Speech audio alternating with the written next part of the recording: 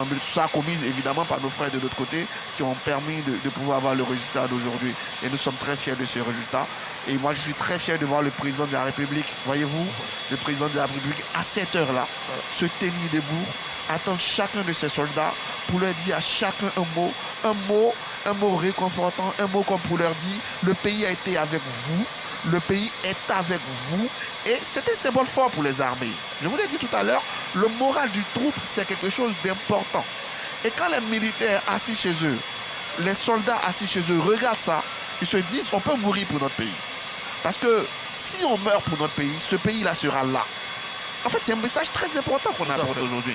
Voilà. Et donc aujourd'hui, un militaire ivoirien, un policier ivoirien, un gendarme ivoirien qui s'engage dans une opération, sait qu'avec lui, il y aura les autorités, sait qu'avec lui, il y aura son pays. C'est quelque chose de formidable. Moi, je suis heureux de vivre ce moment. Et je pense que tous les Ivoiriens qui nous suivent actuellement doivent être heureux et émus de voir que tout ça participe à la construction de la nation.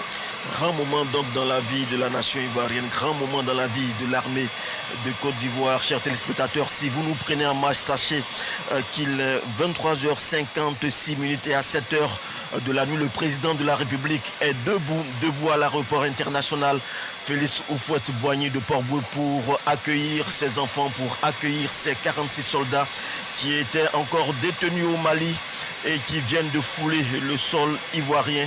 6 mois, 6 longs mois de stress, 6 longs mois de diplomatie, de négociation.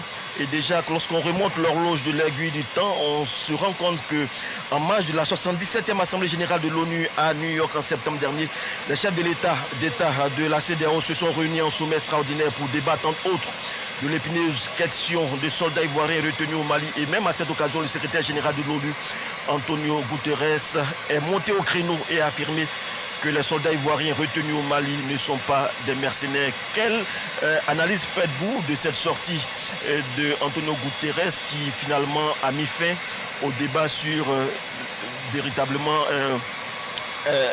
la personne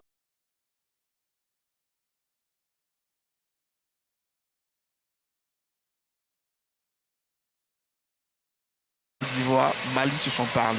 Le lendemain, les deux chefs d'État se sont parlé. Il y a une diplomatie bilatérale qui était très importante.